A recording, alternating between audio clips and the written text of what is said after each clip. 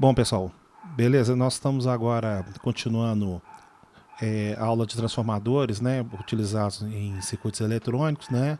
Agora a gente está utilizando essa apostila do professor Antônio Sérgio, que eu achei ela bastante interessante. Ela já tem agora uma abordagem maior para engenharia. Recomendo a leitura dessa apostila e vamos fazer os comentários aqui referente ao que a gente já discutiu.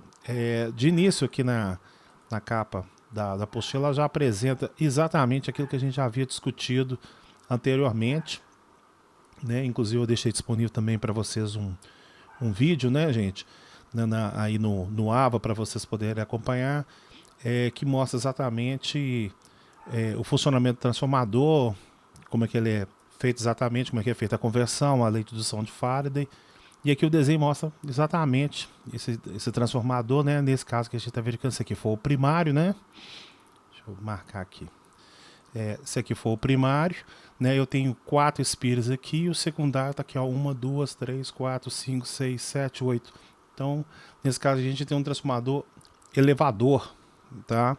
Então, nesse caso aqui, a tensão que estiver sendo entrada, que ela está sendo dobrada aqui na saída, de acordo com essa apostila, do jeito que está feito o desenho aqui, né? A gente vai lembrar que o fluxo passa por dentro desse material, tá? E vai lá e induz a outra bobina no secundário e automaticamente a gente tem essa permeabilidade desse material aqui que vai exatamente permitir essa conversão.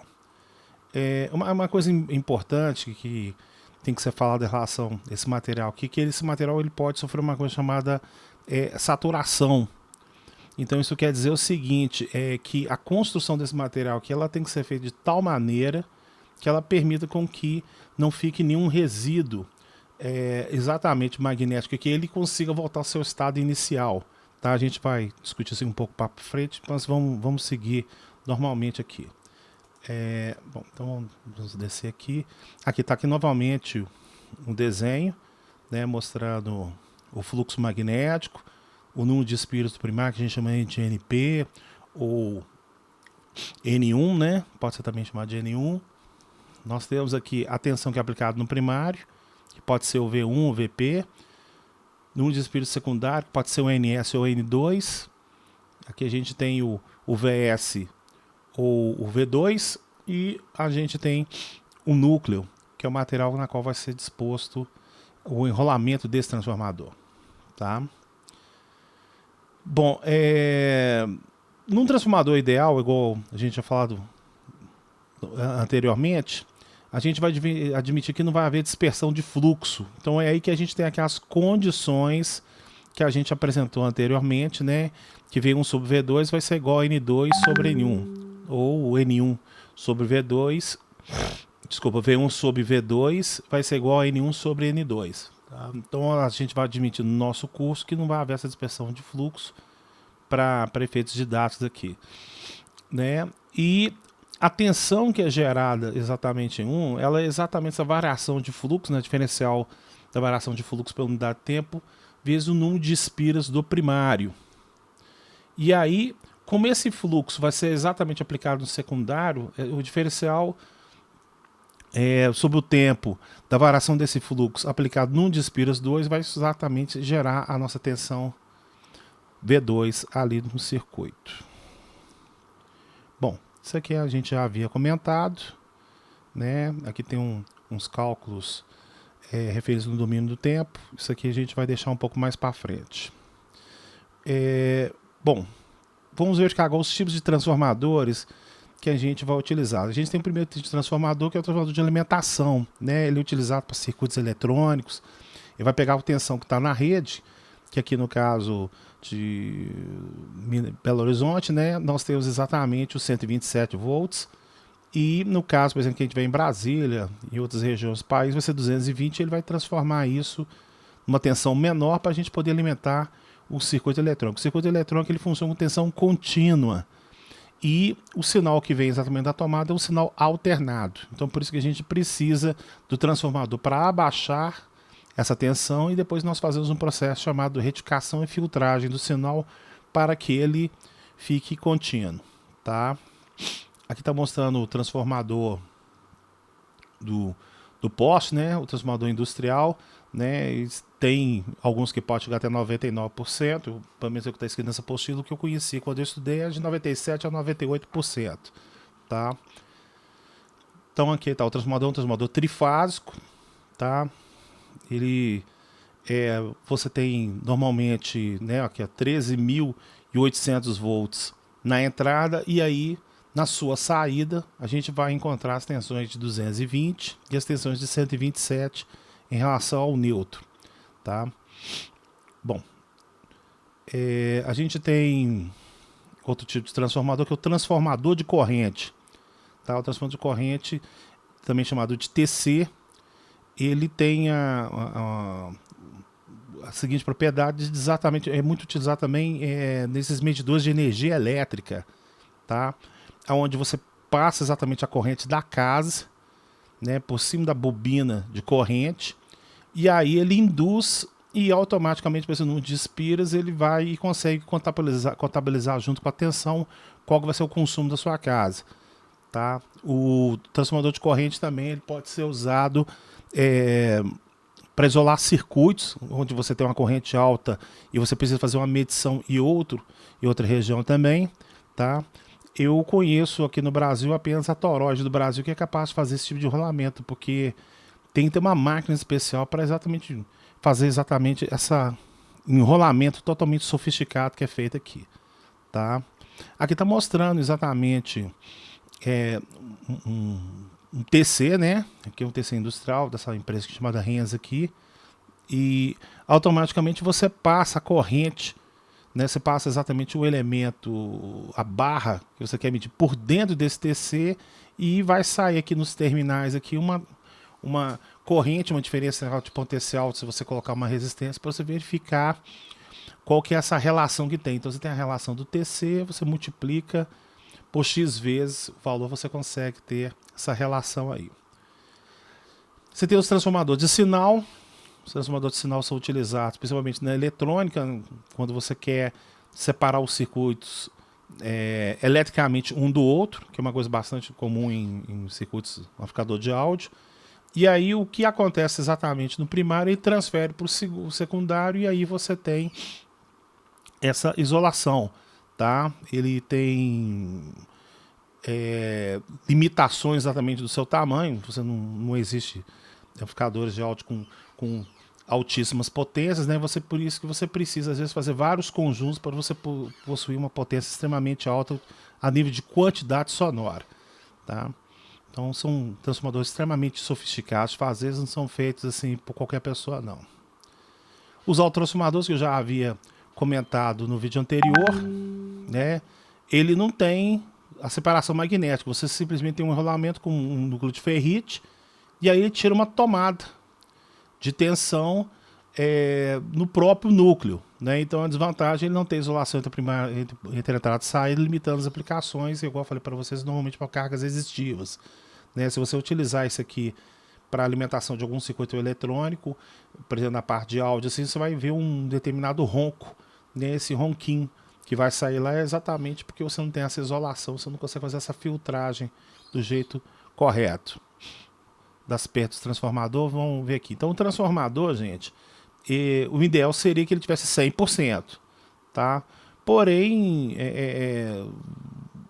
não é possível você conseguir essa capacidade. Somente transformadores altos você conseguir rendimentos melhores do que os pequenos, tá? Os pequenos normalmente você tem uma eficiência na faixa de 85%. Então daí você imagina que se você tiver um circuito, né, um circuito eletrônico lá que ele precise, por exemplo, de 10 watts, você vai ter que imaginar que você vai ter que colocar esses 10 compensando os 15% de perda que ele vai ter. Quais tipos de perdas que existem exatamente no transformador? Ele tem feito por efeito Joule mesmo, né? Como a gente sabe que o próprio transformador ele é composto exatamente de fios de cobre, tá? Então o fio de cobre vai passar uma corrente, essa corrente vai exatamente circular por uma resistência do próprio primário e do próprio secundário. Isso dá um efeito térmico, e esse efeito térmico, logicamente, ele é absorvido pelo sistema, então você perde essa possibilidade. Por isso que os transformadores maiores, eles também melhoram essa situação, porque normalmente a bitola do fio que eles têm lá são maiores. Se você tiver uma bitola maior na seção reta do fio do transformador, com certeza você vai ter uma resistência menor, você vai ter menos perda jáulica.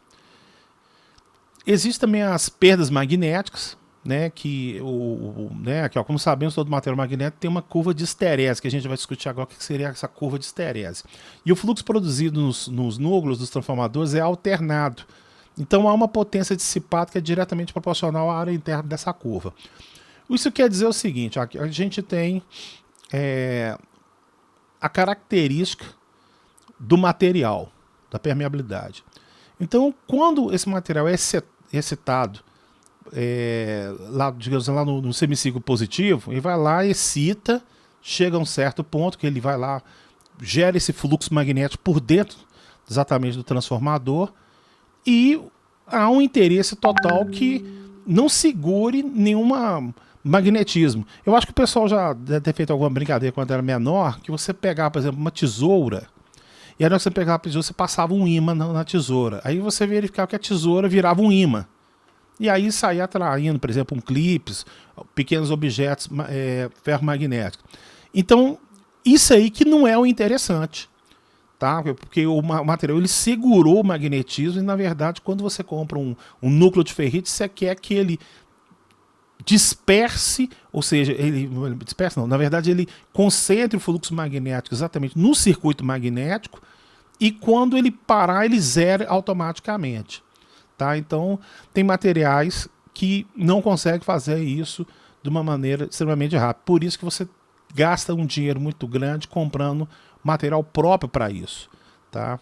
E quanto a gente deixar o material mais disperso, né? Ou seja, o material tiver mais esterese, ou seja, ele demora para carregar e demora para diminuir, quando aumenta essa área aqui, isso é uma coisa que a gente não deseja no material, mas aí logicamente existe a relação do preço e do custo do material que você está utilizando para fazer o transformador, né? Aqui tá vendo, ó, mostrando aqui o gráfico, tá vendo, ó, quando ele é pequeno você tem baixa perda. Quando você tem um material que tem uma grande esterese, né, você tem uma grande perda de material. Bom, agora a gente tem aqui exatamente a perda por Foucault. O que seria a perda por corrente de Foucault? Como a gente sabe, o material que é construído transformador ele é feito através de lâminas, né? São chamadas, no caso, transformador residencial, né? Esse de circuito eletrônico tem um nome chamado de lâminas EI. Eu vou até pegar um outro desenho aqui para a gente dar uma analisada aqui, ó. Opa. Tá tendo aquela postura. Aqui, ó, tá. Isso aqui é uma lâmina E. Né, vamos ver a montagem aqui. Igual eu falei, essa parte da apostila aqui tem a ver com montagem de transformador. Só fica de curiosidade. Então, aqui, ó.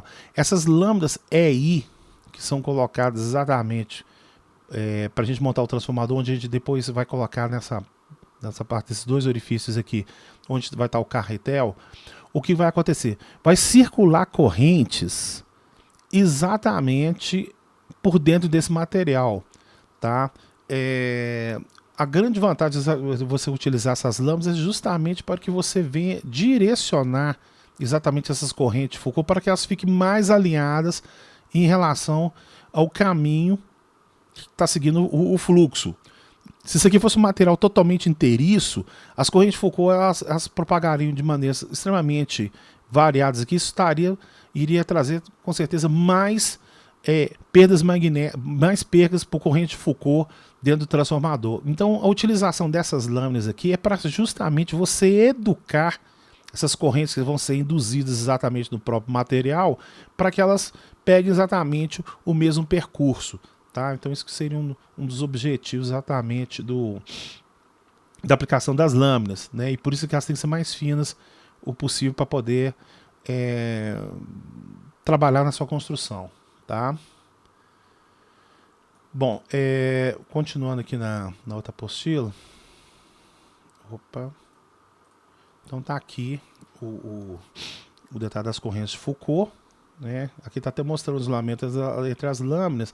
Então a corrente aqui, ó, se isso aqui fosse tudo inteiriço, essas correntes iam circular nesse sentido aqui e exatamente piorar a conversão eletromagnética. Então aqui elas ficam limitadas através desses isolantes aqui, e aí fica muito melhor a sua parte da sua conversão. Aqui está mostrando a bobina do primário, do secundário. Aí ó, a lâmina E, aí ó, tá vendo? Ó, as paletas I e as paletas E, para exatamente ordenar isso aqui melhor. Uma coisa também que é importante também para quem trabalha exatamente com essa parte transformador, né? Porque às vezes o projetista, quando ele tem que fazer, ele tem que criar uma coisa chamada entre-ferro, que aqui está chamando entre F, né? Seria exatamente essa aberturazinha aqui, que fazer exatamente a parte permeável, a parte permeável do material ferromagnético aqui, ele encontra exatamente o ar aqui, tá? Então isso aqui, às vezes a criação do entre-ferro, ele tem um objetivo de exatamente você controlar esse fluxo magnético que você está querendo passar do primário e secundário, e também melhorar esse gráfico também da densidade de fluxo, né? Então você recebe o material às vezes de uma determinada maneira, e você controla também pela abertura do entre-ferro, tá? Existem cálculos extremamente sofisticados para isso, mas isso é feito exatamente no curso de engenharia elétrica, que são os cálculos de entre-ferro. Bom, o que eu queria exatamente abordar seria esse aspecto. Vamos agora, só para a gente finalizar, o que está na outra apostila aqui. Opa! Tá. Aqui na outra apostila, que é aquela primeiro que eu passei para vocês aqui, tem exatamente umas nomenclaturas importantes em relação a transformador. Inclusive é o que você tem que comprar quando você descreve um transformador, tá? Então, quando você descreve, por exemplo, um transformador 127/220 traço 12 mais 12, 500 mA, se a gente tiver um transformador do jeito que foi disposto aqui, o primário e o secundário, ele não vai, na verdade, assustar quem está verificando a montagem. Ele simplesmente vai seguir o seguinte, ó, de um lado eu tenho que colocar 12 mais o tapo central, e do outro lado eu tenho que colocar 127, 220 com zero, né? Então não tem nenhuma importância, né, o cara colocar o rolamento primário em cima do secundário ou vice-versa nessa situação. O que interessa mesmo é a conversão das tensões, tá? Bom, aqui tem o que seria um transformador de 12 por 1 ampere, 127, olha lá, eu tenho 12, né? Tenho 12 no secundário, olha lá, nesse caso é um núcleo de ferro, tá? E eu aplico aqui exatamente 127 volts no primário. O que seria 9 mais 9, 3 amperes, 127, 220, olha lá. Então, o que eu tenho aqui, esse mais aqui, eu tenho bastante importante que aumentou, o que seria a explicação que existe TAP central. Tá? Quando você vê exatamente a palavra mais aqui, que ele tem o TAP central. Aqui eu tenho um transformador que o pessoal vai ser engraçado, eu estou com 2 127 aqui. Não, gente, é porque existe um procedimento que você pode facilitar a montagem do transformador, que, por exemplo, quando eu quiser ele em 127, eu vou colocar uma coisa chamada chave HH. E essa chave HH, ela vai chavear de uma determinada maneira, que vai colocar esse 127 junto com esse 127 e esse zero junto com esse zero aqui. Então essas duas bobinas vão ficar em paralelo, e aí vai me gerar o meu 9 mais 9 lá. Quando eu quiser em 220, ele vai tirar o paralelo das bobinas e vão colocar esse 127 em série com esse zero daqui. E aí automaticamente eu vou ter agora 220 aplicado na entrada. Tá? Então isso aqui é um artifício que o desenvolvedor de transformador faz para exatamente o transformador funcionar tanto em 127 quanto 220. Aqui eu tenho o que? Um transformador seguindo a mesma regra do 127 220, olha lá, tá vendo? Eu coloco em paralelo, né? Esse 127 com esse 127, zero com esse zero, automaticamente vira 127 volts. Quando eu ligo os dois em série, vai para 220, e isso automaticamente vai fazer eu gerar dois secundários independentes, tá? Um com 9 tapo central 9 e o outro com 25 e 0 sem tapo central. Né? Esse aqui fornecendo 1 ampere e o outro aqui com tapo central fornecendo meio ampere. Aqui já está mostrando como é que é feita a ligação de um trafo, né, com 220. Nesse caso ele utiliza uma única bobina, né, ele usa um único enrolamento aqui, ó. Então nesse caso que ele enrola, aí na hora que ele acha o ponto proporcional ao 127 volts, lá ele solda, né, ele faz uma solda lá no... Ele dá uma arranhada exatamente no fio de cobre lá, faz um ponto de solda, e aí a chave, né, ó, vai para 220, 110, seria uma ligação direta aqui, tá? Agora, quando ele tem dois rolamentos primários separados, olha lá, tá vendo? Ó, quando ele quer ligar em 220, ele junta exatamente esses dois aqui, ó. Ele pegou o 0, 127 e transformou aqui em 220. E aí, ó, tá vendo? Quando ele quer ligar em paralelo, ó, ele pegou o 127, ó, e juntou com o no mesmo sentido do outro enrolamento lá, ó. Tá vendo? Vai fazer exatamente o paralelo. Aí essa chave de dois polos que chama chave HH, tá vendo aqui, ó? Chave, já tem esse nome aqui de HH. Ela possui exatamente a capacidade de chavear e fazer exatamente esse tipo de ligação. Tá vendo aqui, ó? Você deixa um ponto curto-circuitado aqui em cima.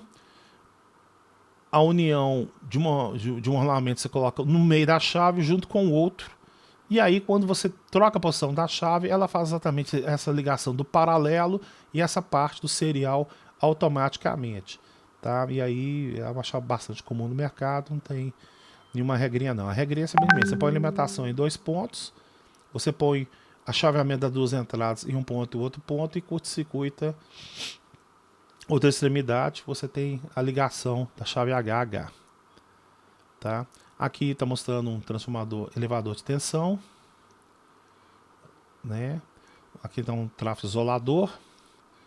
E a gente praticamente termina agora o que vocês tinham que saber realmente em relação ao transformador, pelo menos na sua parte de construção e aplicação, para a gente já começar agora mesmo com a parte de fonte, né, de retificadores, né, retificadores meia onda, onda completa e ponte, que seria o objetivo do curso aqui, né? Aqui tem um desenho de como é que fica o transformador terminado, né, totalmente pronto. Aqui olhando por cima, tá? E pessoal, é isso aí, tá? Tá, tem um outro detalhe importante aqui para tomar cuidado com essa ligação paralela das duas bobinas de entrada. Se você inverter isso aqui, você vai produzir um curto e vai queimar com certeza. Tá vendo aqui, ó? Você ligou aqui em paralelo, você ligou o 127 no 0 e ligou outro 0 no outro 127. Aqui você não ligou nem paralelo. Você, na verdade, se você juntou, né? Às vezes acontece esse tipo de ligação, o pessoal tem que tomar um pouco de cuidado, tá? A ligação que foi feita aqui, senão você pode produzir um curto mesmo e tem que tomar esse receio aí da ligação, tá bom? Então, gente, tá aí o que a gente teria que esquematizar, tá? A gente depois discute a parte do fusível, quando a gente vai desenvolvendo a fonte mesmo. E no mais eu agradeço a atenção de vocês aí. Abração então.